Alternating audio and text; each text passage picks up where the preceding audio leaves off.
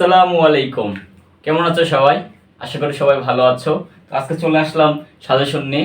প্রথমেই আমি দিয়েছি আজকে কেমিস্ট্রি, জানি না কোন পর্বের আছে। তো যাই হোক, যাদের আছে তোমরা দেখে নেবে, সমস্যা নেই। পরবর্তীতে part by part, day by day সাজেশনগুলো দেওয়ার চেষ্টা করব। তো চলো দেখা যাক আজকে কি সাজেশন নিয়ে এসেছি, সাজেশনে কি কি থাকছে, কয়টা প্রশ্ন থাকছে, দেখা যাক। চলো, কেমিস্ট্রি। কেমিস্ট্রি আমি প্রথমে যে ভিডিওটা বানাই সেখানে কিন্তু আমি মনে হয় 5টা কোণ দিয়েছিলাম, জানি না এবার কয়টা থাকবে। একটা অধ্যায় মনে চেঞ্জ হয়েছে, যদিও সেখান থেকে একটা প্রশ্ন প্রতিবারই কমন থাকতো, আমের কৌটাজাত বা মাংসের কৌটাজাতকরণের সেটা আর কি। তো যাই হোক, নাই সেটা বাদ। চলো দেখা যাক আজকে কি নিয়ে এসেছি। প্রথমেই আছে মূল কণিকা। মূল কণিকা কি? পরমাণুর স্থায়ী মূল কণিকাগুলোর বর্ণনা দাও। হ্যাঁ, এরপরে আছে কোয়ান্টাম সংখ্যা। কোয়ান্টাম সংখ্যা কি বা কাকে বলে? বিভিন্ন প্রকার কোয়ান্টাম সংখ্যার বর্ণনা দাও। গেল। তো আশা করি দুটার মধ্যে থেকে একটা মোটামুটি ধরে রাখ চলে আসবে। এরপরে আছে প্রমাণ করো যে পিভি সমান সমান এনআরটি।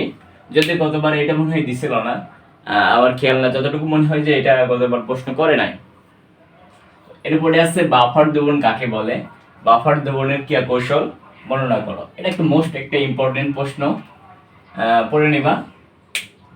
পারমুটিট কাকে বলে? পারমুটিট কাকে বলে? অর্থাৎ ক্ষরতা দূরীকরণের যে অধ্যায় আছে সেখানের প্রশ্ন এটা। পানির ক্ষরতা দূরীকরণে পারমুটিট প্রণালীর বর্ণনা করো। তো আশা করি এই দুটো থেকে একটা থাকবে। ধরো একটা, এখানে একটা, দুইটা। গঠন কাঠামো অনুযায়ী বা অনুসারে জৈব যৌগের শ্রেণী বিভাগ আলোচনা করো। এটা হচ্ছে তোমার সম্ভবত 14 অধ্যায় একটা।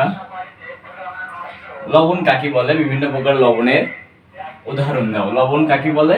বিভিন্ন প্রকার লবণের উদাহরণ সহ আলোচনা করো। এরপরে আছে জৈব যৌগ এবং অজৈব যৌগ, এর মধ্যে পার্থক্য লেখো। তো এখানে কি জৈব যৌগ থেকে একটা প্রশ্ন থাকে, দেখা যায় জৈব যৌগ এবং অজৈব যৌগের পার্থক্য লেখো বা বৈশিষ্ট্য লেখো, অথবা গঠন অনুসারে জৈব যৌগের শ্রেণীবিভাগ আলোচনা করো, অজৈব যৌগের শ্রেণীবিভাগ আলোচনা করো। এরকম প্রশ্ন মোটামুটি থেকে থাকে প্রতিবারই। এরপরে আছে পিএইচ বলতে কি বোঝায় বা বোঝো। কৃষিক্ষেত্র ও শিল্প কারখানায় পিএইচ এর ব্যবহার লেখো। এরপরে রাসায়নিক বিক্রিয়াগুলো সংগঠনের উপায়গুলো লেখো, অর্থাৎ রাসায়নিক বিক্রিয়া সংগঠনের উপায়গুলো লেখো। তো দেখো, এখানে প্রশ্ন আছে মোট 10টা, এখান থেকে আশা করি 5টা পাবা।